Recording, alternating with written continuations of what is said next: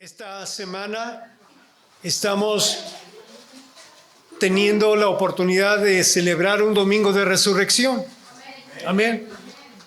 Es ha sido una semana de reconocimiento del sacrificio del Señor Jesús, que en alguna ocasión se le ha llamado la Semana Mayor o Semana Santa. Que bueno, para el cristiano, déjeme decirle que todas las semanas deben de ser semanas santas. Amén. No solamente decir este tiempo porque tengo que estar en comunión con Dios y estar al pendiente de las reuniones y consagrarme y en esta semana nada más. No, hay un sentir muy profundo donde reconocemos que nuestra vida está en Dios y Dios con nosotros, por lo tanto tenemos que vivir santamente. Amén. Esta semana hubo un recorrido de actividades. El día viernes que estuvimos aquí reconociendo lo que se le llama Viernes de Crucifixión o Viernes de las 7 Palabras, reconocemos que fue un proceso bastante difícil.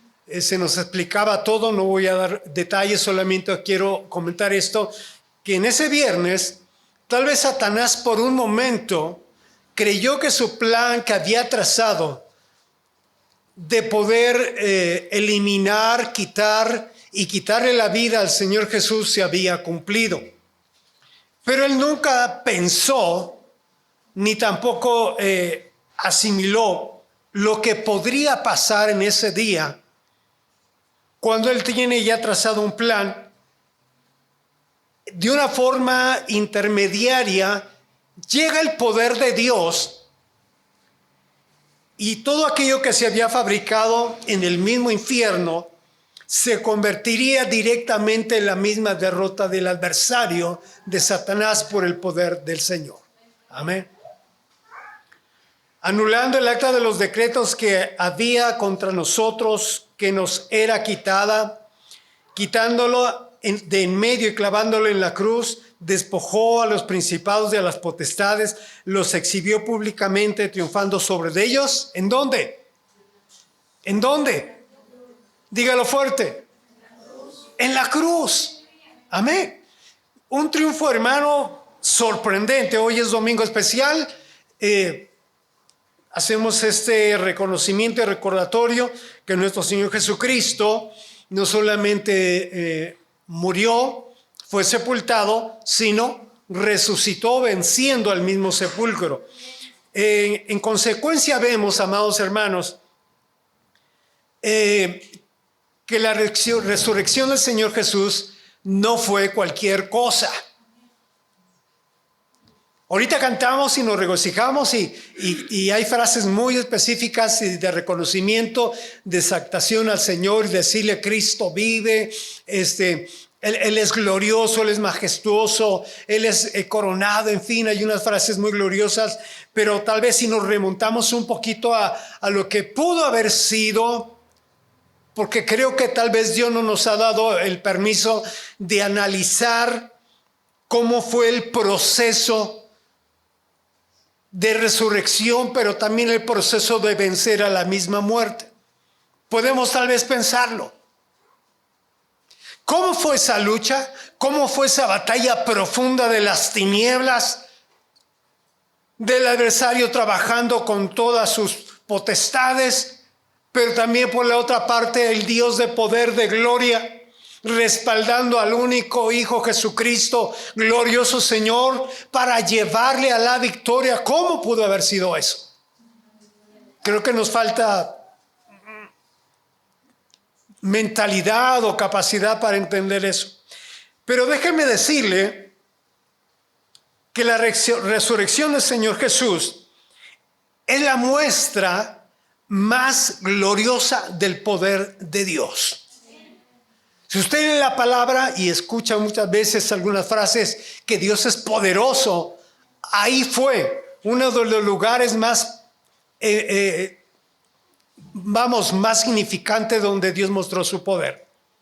Pero también para el cristianismo es el parteaguas de todo. Aparentemente todo se había acabado.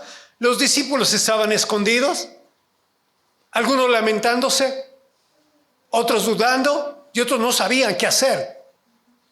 Pero cuando llega el Señor, se presenta en este pasaje, cuando el Señor Jesús se aparece a María Magdalena y a los discípulos, usted lo puede leer en casa, encuentra que fue un parteaguas que vino a cambiar el panorama de los discípulos, pero también vino a cambiar todo el sentido de los que creemos en el Señor Jesús. Amén. Pregunto, ¿tiene sentido vivir para Cristo? ¿O todavía no le encuentra sentido? Amén. Tiene sentido. El Cristo resucitado al cual celebramos fue aquel que llevó una victoria, y para poder decir una victoria es que hubo algo antes. No se puede llamar victorioso si no pasó por algo. Si no pasó por ese proceso de encontrarse en una lucha, en una confrontación de poderes y poderes, de potestades, de oscuridades, y finalmente traer la victoria a la luz y saber que el Cristo que tenemos es el que puede decir es el gran yo soy. Amén. Jesús victorioso tomó las potestades espirituales que controlaban los poderes de la tierra y los puso en afrenta públicamente y triunfó abiertamente sobre ellos. Amén. ¿Qué demuestra la resurrección del Señor Jesús? ¿Qué demuestra? ¿Qué nos deja? ¿De qué nos habla? Por lo tanto, veremos inicialmente que demuestra que la resurrección del Señor Jesús, Él habló verdad sobre Él. Él habló verdad sobre Él. ¿Por qué lo referimos de esta manera? Porque una de las cosas muy claras que el Señor habló en su ministerio fue verdad. Él dijo, yo soy el camino, y luego la verdad y la vida. Ahí hay una línea muy increíble y muy maravillosa. Cuando Él dice verdad, la correlaciona con vida. Y en esta verdad, el Señor siempre, en todo su ministerio, se movió, estableció palabra de verdad. Dice Isaías, y se dispuso con los impíos en su sepultura, mas con los ricos fue en su muerte, aunque nunca hizo maldad, ni hubo engaño en su boca. Jesús también dijo, soy la verdad. Y cuando se refiere a la verdad, todo lo fundamentó en la palabra de Dios, en la palabra del Antiguo Testamento, todo lo dejó fundamentado. Habló verdad porque dejaría establecido un principio que usted y yo tenemos que manejar. Tenemos que hablar con verdad. Aquí ya no hubo muchos aménes. Sí, tenemos que hablar con verdad. Porque tenemos un Cristo de verdad que nos rige, tenemos que hablar con verdad. Amén. Jesús, al decir verdad, también refirió con sus discípulos que Él tenía que morir, pero también resucitar.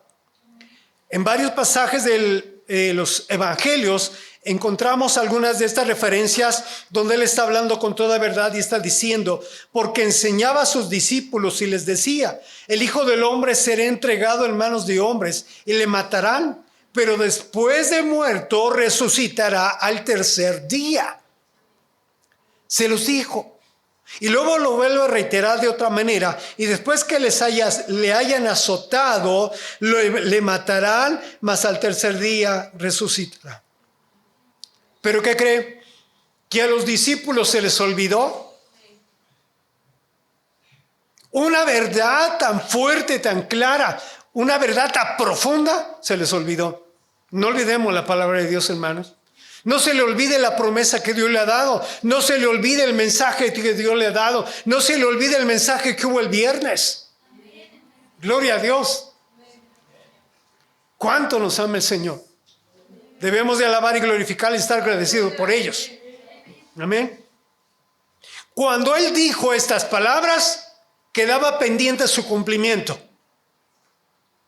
Y establece el orden, fíjese bien. Será entregado en mano de hombres. Se cumplió. Le matarán, se cumplió. Pero después de muerto, resucitará al tercer día. ¿Se cumplió o no se cumplió? Todo está cumplido. Amén. Hasta el día de hoy, la gente va a Israel, va a Jerusalén, va al sepulcro donde fue el Señor Jesús sepultado, pero van en una forma de observar nada más. Pues yo le pregunto, ¿lo encuentran ahí? ¿Dónde está? Amén. A la diestra del Padre le acabamos de cantar. Amén. Está siendo glorificado. De tal manera que la resurrección del Señor Jesús demostró que el Señor nunca habló mentira. Lo que dijo se cumplió. Y lo que está diciendo el Señor hasta el día de hoy, óigame, se va a cumplir. Y ahorita vamos a ver algo muy interesante. Seguidamente, de modo que la resurrección de Jesús también demuestra que Él sigue teniendo el dominio para la muerte.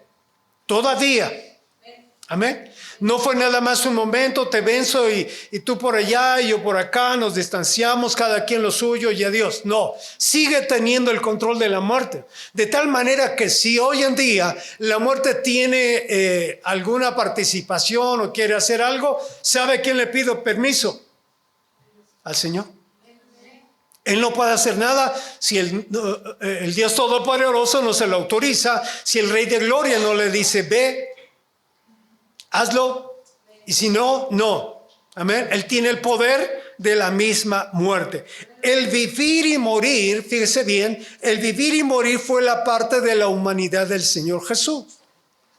Pero el resucitar y levantarse de entre los muertos fue la parte poderosamente espiritual del poder de Dios para con él. Sí, cumplió la parte humana y murió. Pero la parte poderosa del Señor, la parte de Dios sobre él, fue levantarlo. Oseas profetizaba desde el tiempo antiguo y dice así, Oseas 13:14, de la mano del Señor lo redimiré, lo libraré de la muerte. Y viene una frase impresionante. Oh muerte, yo seré tu muerte y seré tu destrucción. Oh Seol, la compasión será escondida de mi vida, de mi vista. Y estaba declarado proféticamente. Oh muerte, yo seré tu muerte. Nadie en ningún pasaje y en ninguna relación de la Escritura encontramos una frase como esta. Es profunda. Y el único que tiene autoridad para poder ejercer esta palabra era el Señor. Amén. Decirle, oh muerte, yo seré tu muerte. ¿Y qué cree? También a la muerte se le olvidó. Porque si no, no se hubiera confrontado con el Señor. Pero le dice, yo seré y seré tu destrucción. Y hoy en día, vuelvo a repetir, el Señor tiene el control de esto. El alcance de la obra del Señor Jesús era llegar a conquistar a la misma muerte. Fíjese bien que dentro de este término, llegar a conquistar, el Señor Jesús no llegó para conquistar a los fariseos, a los saduceos, a los herodianos, a los grupos políticos, llegar a conquistar el reinado y decir es el rey de Jerusalén, él gobernará y traerá esos beneficios sociales y políticos. No era su principio, no era el objetivo a lo que él venía. El objetivo del Señor era conquistar la muerte. Y ahorita lo vamos a ver más adelante el propósito también, donde usted y yo tenemos mucho que ver en esta victoria del Señor Jesús. Amén. Por lo tanto, hermano, le adelanto algo. Valoremos la obra de Cristo. Valoremos lo que el Señor ha hecho, hermano, grandemente. Mire, le comento algo entre paréntesis. Si el Señor Jesús en un momento dado nos diera permiso de ver en visión o en sueño cómo fue la conquista, cómo fue la victoria o simplemente cómo fue la lucha de lo que le acabo de decir con las tinieblas, con los principados, potestades en las batallas espirituales, creo que no nos levantaríamos en 15, 20 días. Tirados, impresionados, no poder dormir. trayendo en la memoria tantas cosas. Y tal vez algunos se sorprenderían, dirían, no, mejor ya no voy a la iglesia. No, mejor ya no asisto porque eso es terrible. Es feo lo que vi. No. Pero sí, estamos un poquito conscientes, amados hermanos. Tenemos que valorar lo que el Señor ha hecho. Seguimos. Como dijo el apóstol Pablo en 1 Corintios capítulo 15, quitar el aguijón de la muerte y tener victoria sobre la tumba, eso le correspondió solamente al Señor Jesús, ni a los discípulos, ni a ninguno de los religiosos se le fue permitido, solamente al Señor Jesús. Y cuando esto corruptible se haya vestido de corrupción, y esto mortal se haya vestido de inmortalidad, entonces se cumplirá la palabra que está escrita: sorbida es la muerte en victoria. ¿Dónde está, oh muerte, tu aguijón? ¿Dónde, oh sepulcro, tu victoria? Aleluya. Solamente él pudo tener victoria sobre la muerte. Mire, podríamos hablar de la resurrección de muchos que fueron expresados en el Antiguo Testamento. De lo que hizo Elías, de lo que hizo Eliseo, de otras personas que resucitaron. Y podemos hablar del Nuevo Testamento. Tenemos muchísimo. Pero hablar de esto, ¿cómo el Señor Jesús podía ministrar para que la gente pudiese resucitar? Pero ahora estaba del otro lado. Ahora estaba en la parte de Él, pero había esta palabra profética. Y después escribe: ¿dónde está, oh muerte, tu aguijón? ¿Dónde, oh sepulcro, tu victoria? Sorbida es la muerte en victoria. Ahora solo el Señor Jesús es el único e insuperable conquistador de la muerte, con poder, con autoridad, porque Él se le ha otorgado toda potestad. Y potestad se refiere a autoridad y poderío en todo el universo. Mateo también dice y se refiere: y Jesús se acercó y les habló diciendo: toda potestad me es dada en el cielo y en la tierra. Por lo tanto, la muerte no pudo retenerlo. No.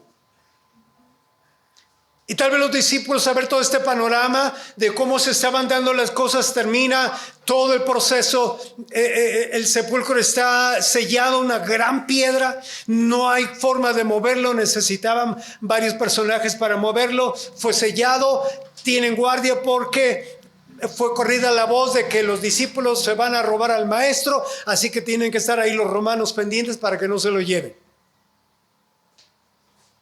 La tumba pudo retenerlo, la tumba lo pudo sostener ahí. No salgas, no te vayas. No, hasta la piedra fue removida.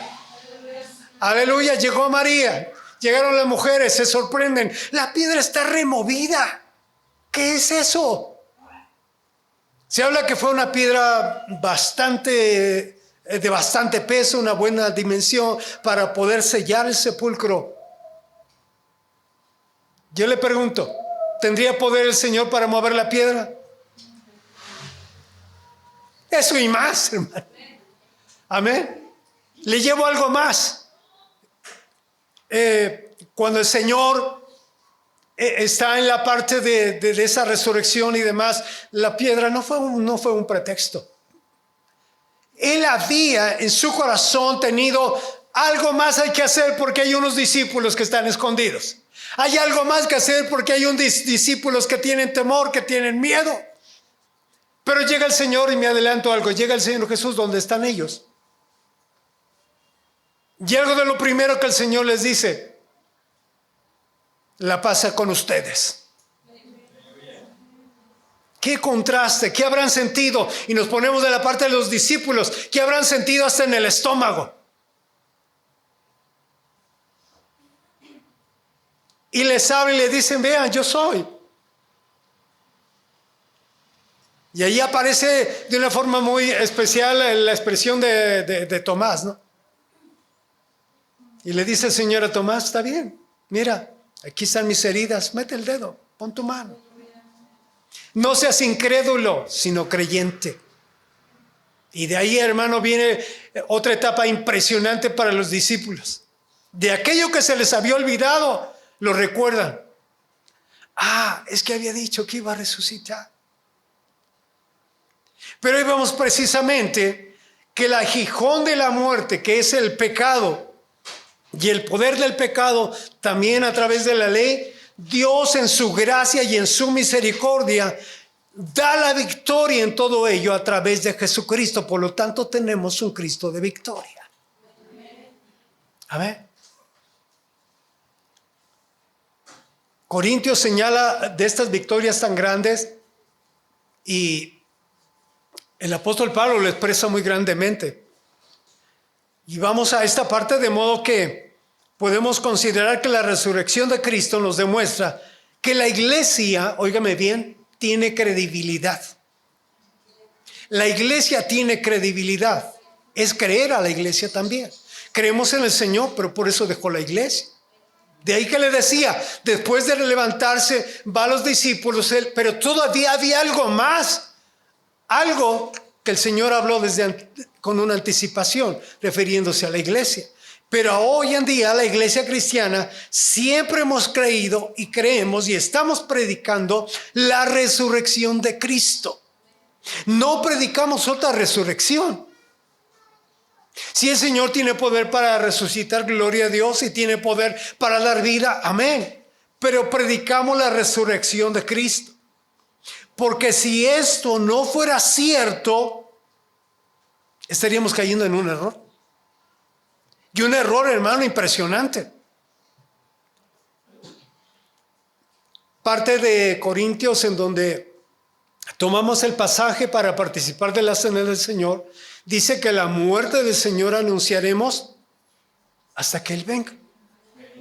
Entonces tenemos que hablar de la muerte y resurrección del Señor. En los primeros años del cristianismo, muchos cristianos perdieron la vida por predicar de esto, por predicar de la resurrección de Cristo. Hoy en día, cuando predicamos, vea bien esto, hermano, cuando hablamos de la resurrección de Cristo, detrás de ello hablamos que hay poder en el Señor Jesús, que hay autoridad en el Señor, que Él es el poderoso de Israel, lo que acabamos de cantar, ¿sí? Que su poder no ha menguado, ni su poder ha faltado, ni su poder ha fallado. Su poder está vigente hasta el día de hoy. Amén. Por eso predicamos de esa resurrección y la iglesia es la portadora de esta palabra. Nadie podrá hacerlo tan claro y directamente sino bajo la misma palabra de la iglesia. El apóstol Pablo describió esto: si Cristo no resucitó, vana es entonces nuestra predicación. Vana es también nuestra fe. Si Cristo no resucitó, su fe es vana. Pero como Cristo resucitó, su fe es válida. Su fe está vigente. Su fe es de alcance poderoso.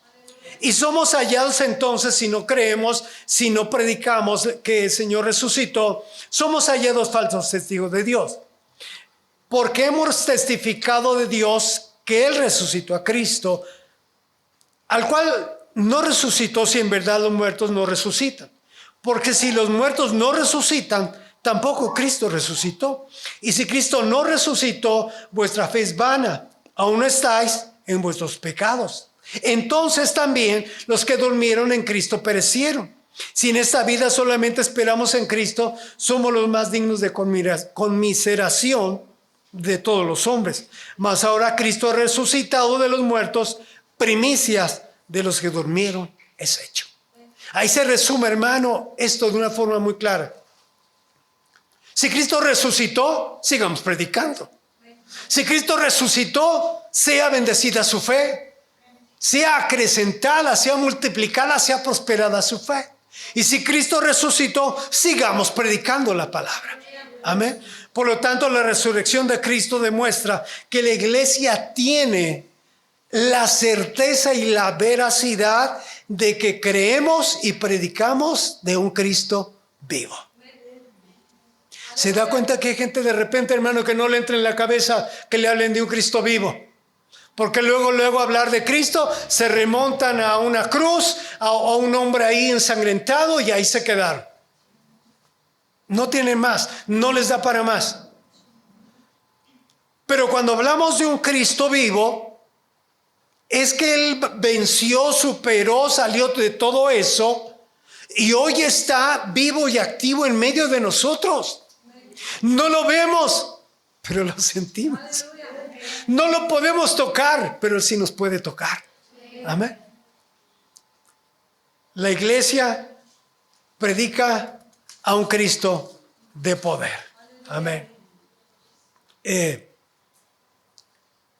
Cabría aquí una pregunta. ¿Qué significa para nosotros predicar a un Cristo vivo?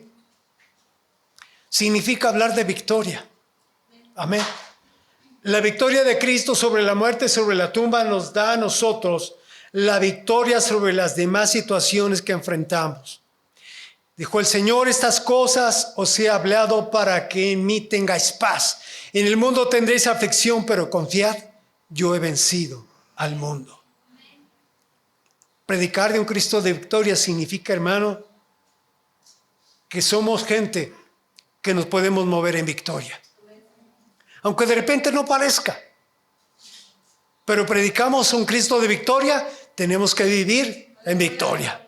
Amén. De victoria en victoria, de gloria en gloria, de triunfo en triunfo. Y así va la iglesia. Amén. Por otra parte, igual, ¿qué significa para nosotros todavía predicar a un Cristo vivo? Significa valor. Amén. El cristiano, al que se levanta, al que habla, que comparte, tiene el valor de hacerlo. Aleluya.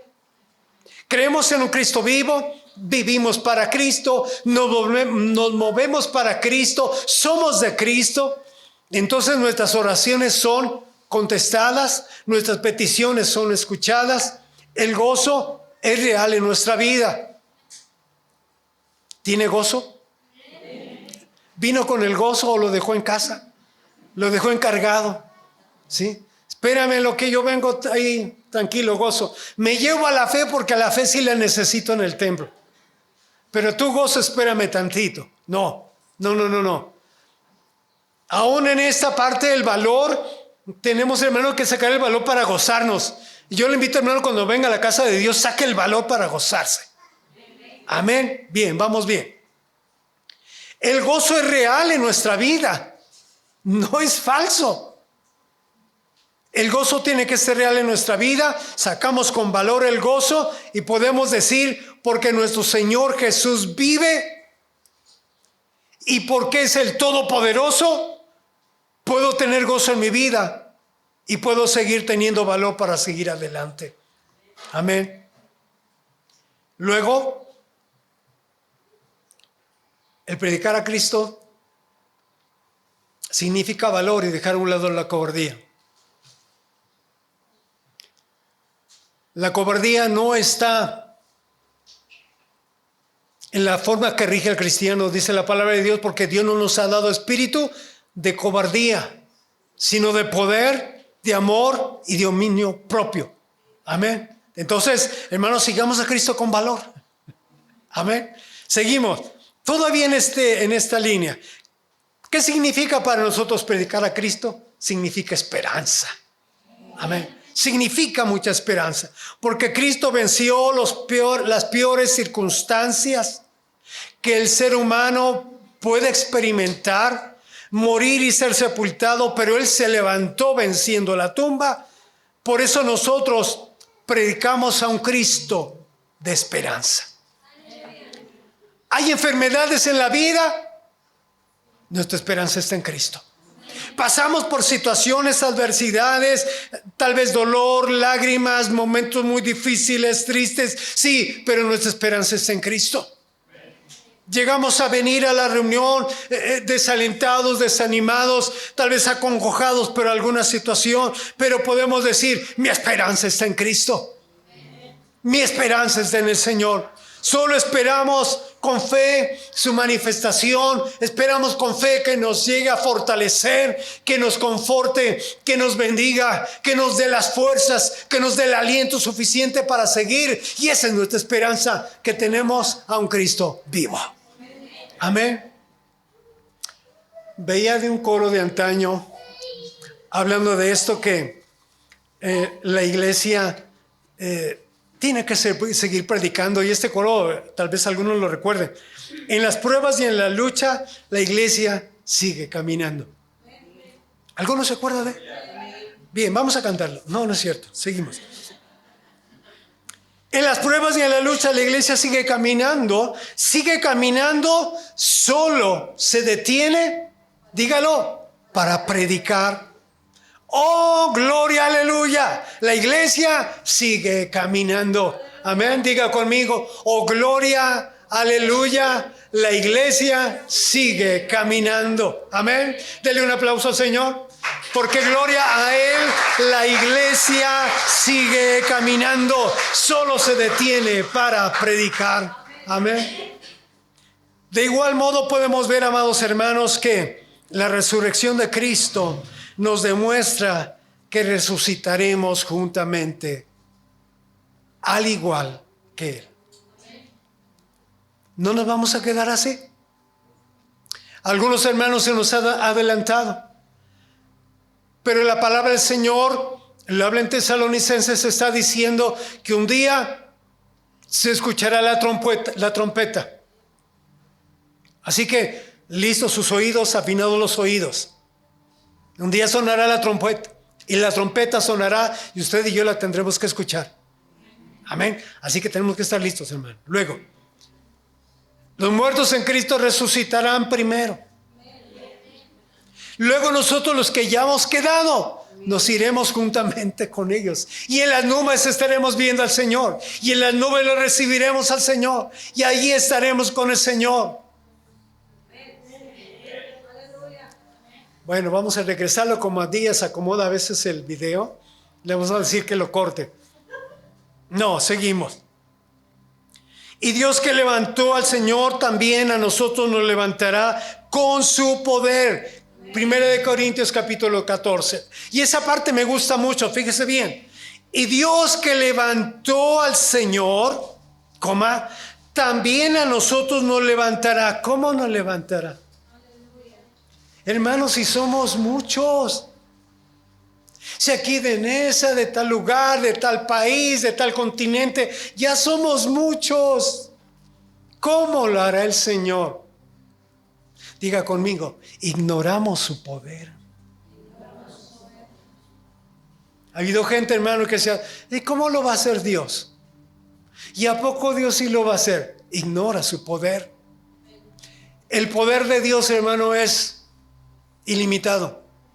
Por eso se le llama el omnipotente. Tiene todo poder.